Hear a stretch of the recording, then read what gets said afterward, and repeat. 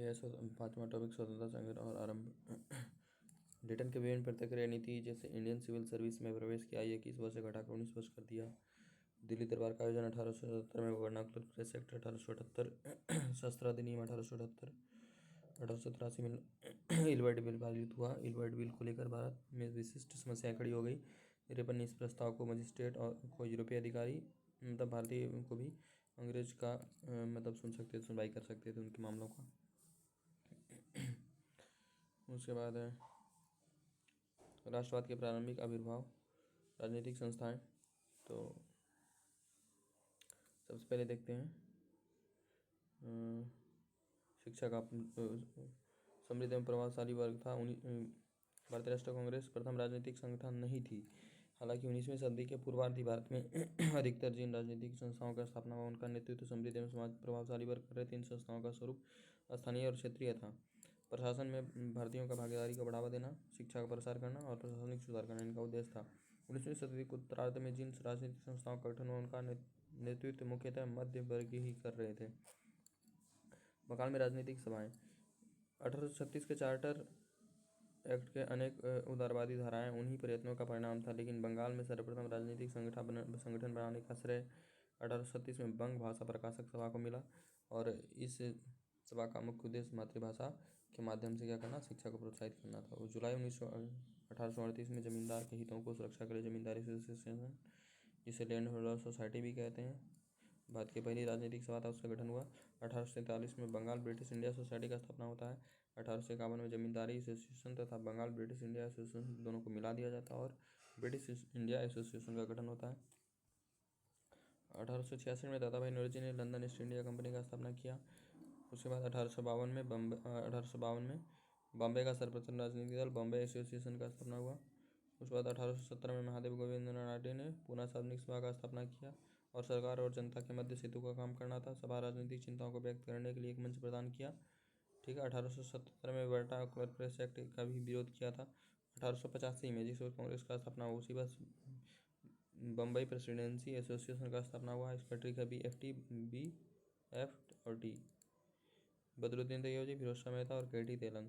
उसके बाद मद्रास में राजनीतिक संस्थाएं। मद्रास नेटिव एसोसिएशन गुजलू लक्ष्मीराम चेट्टी ने 1852 में किया था। 1884 में मद्रास महाजन सभा, तो ये बॉम्बे प्रेसिडेंसी एसोसिएशन 85 में एक साल पीछे पहले हुआ है। तो मद्रास महाजन सभा MSP इसका ट्रिक है। M राघवाचारी, S से सुब्रमण्यम, P से आनंद चार्लू, P आनंद चार्लू।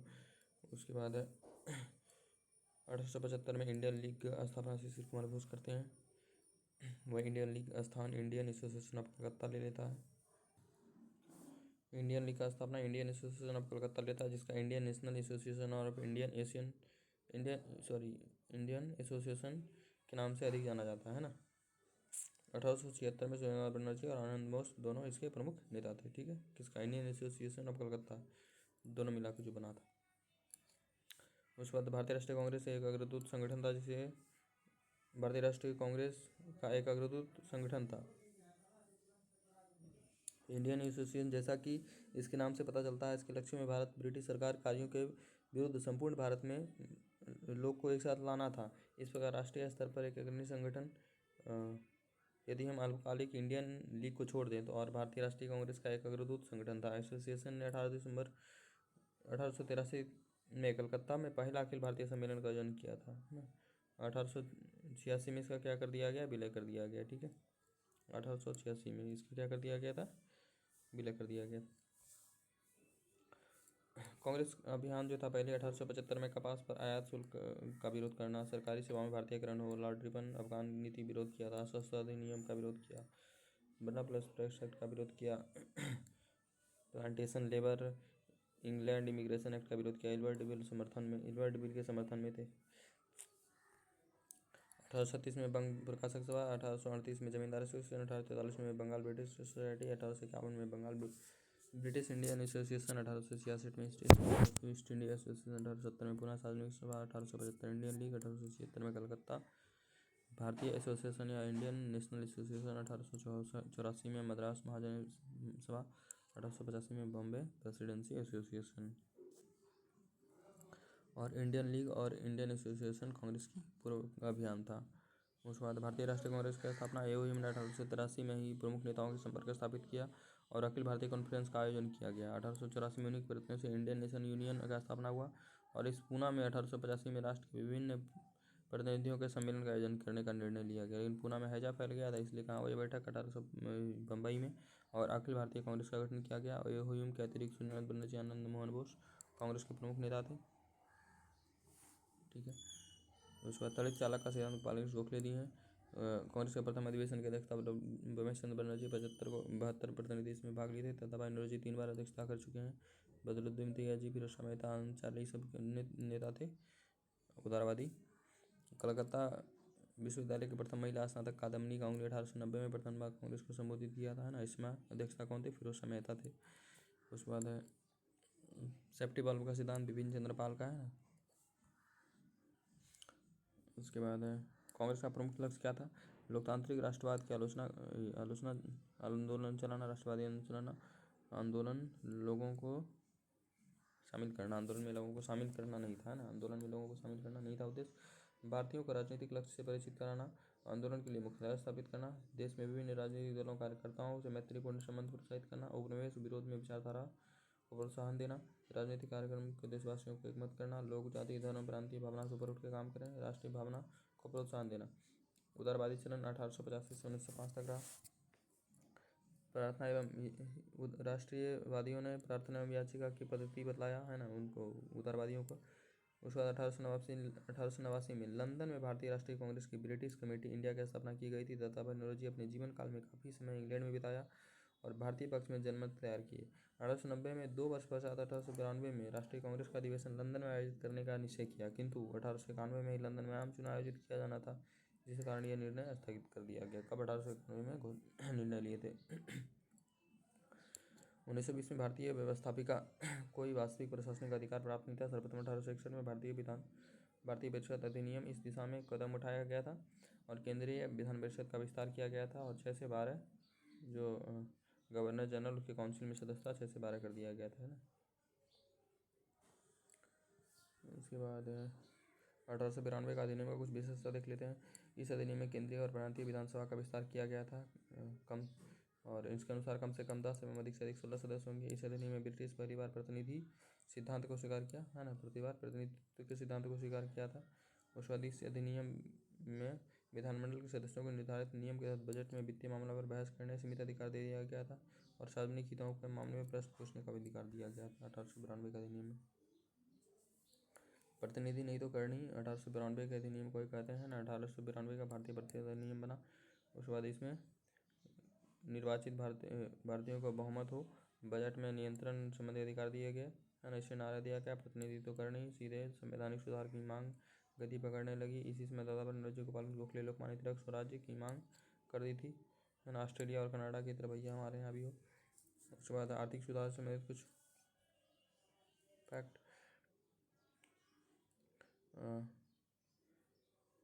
उनका काफ़ी जो फ़ायदा होता है उनका काफ़ी हिस्सा इंग्लैंड भेज दिया जाता था, धन का निकासी होता था, है ना। नैतिक आधार पर भी ये गलत था।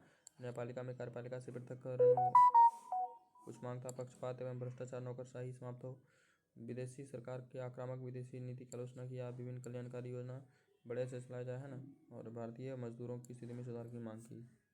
ये उदारवादियों का काम था। राष्ट्रवादियों द्वारा कार्य का मूल्यांकन, मेंस का छोड़ देते हैं। यह एक सफल अवसरवादी आंदोलन था। इसे कपटी और पाखंडियों के लिए अवसर द्वार खोले। इसमें से कुछ लोगों को राष्ट्रीयता के नाम से बुलाने का अवसर मिला। राजपत्र। उसके बाद है ब्रिटिश सरकार का रुख। लॉर्ड ऑफ रीन ने कांग्रेस को राजद्रोहियों का संस्था कहकर पुकारा था, है ना। राष्ट्रवादियों का राजद्रोही या देशद्रोही, विप्लवकारी जैसी उपमा देता था ये। उसके बाद अहमद शाह और बनारस के राजा जो थे बनारस के राजा शिव प्रसाद सिंह कांग्रेस के कार्यक्रमों को आलोचना करते थे और इंडिया के कांग्रेस के संगठन के विरोध में संयुक्त भारत राष्ट्रवादी संगठन, क्या संयुक्त भारत राष्ट्रवादी संगठन, यूनाइटेड इंडिया पेट्रियोटिक एसोसिएशन का निर्माण किए थे। कांग्रेस अपने पतन की ओर लड़खड़ाती जा रही है, मेरी इच्छा है कि उसे शांतिपूर्वक मृत्यु में उसकी सहायता करो, यह करजन बोला था। सेफ्टी वॉल्व सिद्धांत, सेफ्टी सिद्धांत लाला लाजपत राय, षड्यंत्र का सिद्धांत आरपी दत्त, प्रकाश संवाहक का सिद्धांत गोखले। और 1892 में राष्ट्रवादियों ने भारतीय परिषद की अधिनियम का आलोचना की कि वह अपने उद्देश्यों से असफल रही है। और ये सब आगे मिलेगा। 1897 में पुणे में नाटू बंधुओं को बिना मुकदमे चलाए गए, देश से निर्वासित कर दिया गया। 1898 में यहाँ रहने देते हैं इसको। उसके बाद अंतर्राष्ट्रीय पर्व 1896 में इथोपिया द्वारा इटली की सेनाओं का अपमानजनक पराजय। उसके बाद है ब्रिटिश सेना का गंभीर क्षति बोर युद्ध में। और उसके बाद आज उग्रवादी कल के उदारवादी बन जाएंगे, ठीक उसी तरह जैसा कि आज उदारवादी कल के उग्रवादी थे, बाल गंगाधर तिलक का है। 1905 में रूस की पराजय हुई थी जापान द्वारा। उसके बाद 1903 में अंग्रेज सरकार को बंगाल विभाजन के सार्वजनिक घोषणा की। 1903 में घोषणा हुआ था। बंगाल में 78 मिलियन जनसंख्या थी, ठीक है। उसके बाद 1903 से 5 सुरेंद्रनाथ बनर्जी, के मित्रा और पीसी मित्रा या पृथ्वी चंद्र राय मित्र उदारवादियों ने सरकार के इस निर्णय का विरोध किया था कि बंगाल विभाजन का विस्तार न हो। 7 अगस्त जुलाई 1905 में बंगाल विभाजन की घोषणा होता है। 7 अगस्त 1905 को कोलकाता हॉल टाउन में स्वदेशी आंदोलन का प्रारंभ किया जाता है। 16 अक्टूबर 1905 को शोक दिवस मनाया जाता है और इसी दिन व्रत रखा जाता है। गंगा स्नान, नंगे पांव पद यात्रा, वंदे मातरम गीत गाया जाता है और सोनार बांग्ला और ये सब होता है। उसके बाद 6 अक्टूबर 1905 को रक्षाबंधन दिवस के रूप में मनाया जाता है और सुरेंद्रनाथ बनर्जी और आनंद मोहन बोस एक विशाल जनसभा को संबोधित करते हैं राखी बंधन के दिन 6 अक्टूबर, ठीक है। 1905 में जो है ना गोपाल कृष्ण गोखले की अध्यक्षता में बनारस में होता है भारतीय राष्ट्रीय कांग्रेस का बैठक और यहाँ पे कुछ निर्णय लिया जाता है। कांग्रेस की प्रतिक्रियावादी नीतियों का बंगाल में विभाजन की आलोचना करना, बंगाल में बंग तक विरोध आंदोलन, स्वदेशी आंदोलन का अभियान का समर्थन देना। उसके बाद कांग्रेस ने दिसंबर 1906 में कलकत्ता के वार्षिक अधिवेशन में दादाभाई नौरोजी को अध्यक्षता बनाया और यहाँ स्वराज की प्राप्ति का प्रमुख लक्ष्य रखा। अरविंदो ने कहा था शासन संचालन को अवरुद्ध कर दो, है ना। अरविंदो का कहना था शासन संचालन को अवरुद्ध कर दो, ऐसे किसी भी कार्य के प्रयत्न से दूर रहो जिससे इंग्लैंड के व्यापार वाणिज्य को लाभ होता है। अरविंद घोष ने स्पष्ट किया राजनीतिक स्वतंत्रता ही राष्ट्र का जीवन की सांसें है। अश्विनी कुमार दत्त, स्वदेश बांधव समिति, अगस्त 1906, नेशनल काउंसिल ऑफ एजुकेशन, राष्ट्रीय शिक्षा परिषद, 15 अगस्त 1906 में स्थापना होता है। बंगाल नेशनल कॉलेज और बंगाल टेक्निकल इंस्टीट्यूट की स्थापना होती है। अरविंद घोष बंगाल नेशनल कॉलेज के प्रथम प्रधानाचार्य और रासबिहारी घोष के प्रथम अध्यक्ष होते हैं। रविन्द्रनाथ टैगोर द्वारा लिखित अमर सोनार बांग्ला नामक प्रसिद्ध गीत तो कालांतर में बांग्लादेश का स्वतंत्रता आंदोलन का गीत बन गया था। अरविंद घोष के करीबी रहे राम सखा गणेश देव 1904 में देश कथा प्रकाशित करते हैं। इस पुस्तक को स्वदेशी आंदोलन के कार्यकर्ताओं को प्रेरित किया गया। दादाभाई नौरोजी, महात्मा गोविंद रानडे के विचार को लोकप्रिय बनाया। देश कथा औपनिवेशिक राज्य की मनोदशा का संभोग विजय है। उसके बाद प्रसिद्ध भारतीय कला नंदलाल बोस भारतीय कला को प्रोत्साहन में योगदान दिए थे। 1907 में स्थापित Indian society for oriental art में प्रथम छात्रवृत्ति पाने वाले व्यक्ति थे और इसमें सहभागिता विद्यार्थी का मुसलमान अधिकांश मुसलमानी से दूर रहे, श्रमिक और संतोष व्यापार इसमें हुआ था शामिल। 1911 में बंगाल विभाजन रद्द हो गया, है ना। राजधानी कलकत्ता से दिल्ली शिफ्ट कर दी गई थी। और उसके बाद है मेंस के लिए जाने देते हैं। उसके बाद है ये उदारवादी और ये उग्रवादी। इनका विश्वास था ब्रिटेन के साथ राजनीतिक संबंध सामाजिक, राजनीतिक एवं सांस्कृतिक हितों का लाभ होगा, लेकिन इनका मानना था ये शोषण कर रहे हैं। ब्रिटिश क्राउन के पूर्ण निष्ठावान थे ये, लेकिन उनका विश्वास था ब्रिटिश क्राउन भारतीय निष्ठा के अयोग्य है।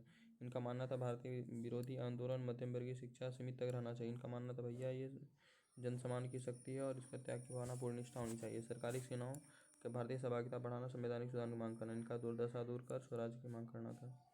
पाश्चात्य शिक्षा एवं सभ्यता के समर्थक थे। भारतीय समारोह आयोजन तथा प्रेस शिक्षा, भारतीय साहित्य के समर्थक थे। उसके बाद अधिवादी चाहते थे 1907 में जो है ना वार्षिक अधिवेशन नागपुर में हो, बाल गंगाधर तिलक या लाला लाजपत राय को अध्यक्ष बनाया जाए, लेकिन ऐसा हुआ नहीं। 1907 में जो रासबिहारी घोष को अध्यक्षता बना दिया जाता है ना, और राष्ट्रीय शिक्षा प्रस्ताव वापस लेने पर जोरदार मांग होती है। उसके बाद होता क्या है परिणाम इसका, सूरत विभाजन। 1909 में देशद्रोह आरोप सिद्ध कर दिया जाता है बाल गंगाधर तिलक को और उनका केसरी ने 1908 में मुजफ्फरपुर के क्रांतिकारी बम फेंकने में लिखा था 2 निर्देश यूरोप महिलाएं मारी गई थी, तो इनको जेल हो जाता है। निसंदेह यह ब्रिटिश सत्ता के विरुद्ध कई विद्रोहों को प्रेरित करेगा, तिलक ने 1908 के बारे में लिखा था। उसके बाद 1000 रुपये का जुर्माना लगाया तथा उन्हें 6 वर्षों के लिए देश से निकाल दिया गया था। आज इसके तो उन्हें कहाँ भेज दिया गया, मांडला जेल, है ना।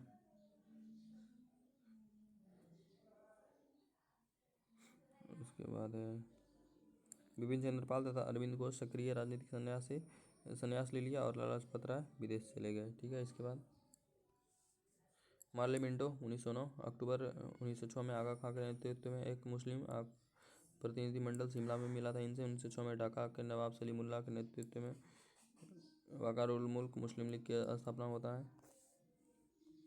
1909 के सुधारों को पृथक निर्वाचक मंडल स्थापित करके हम नाग के दांत बो रहे हैं, इसके परिणाम भीषण होंगे, ये मार्ले बोला था।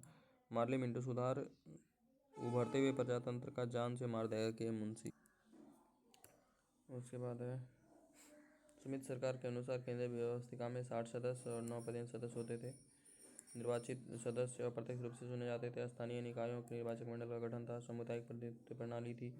उसके बाद है व्यवस्थापिका में प्रस्ताव में बहस करने, संशोधन करने का प्रस्ताव, मतदान करने, प्रश्न पूछने, साधारण प्रश्नों पर मतदान, बहस करने, सार्वजनिक हितों प्रस्ताव प्रस्तुत करने का अधिकार दे दिया गया था, है ना, मार्ले मिंटो सुधार के बाद।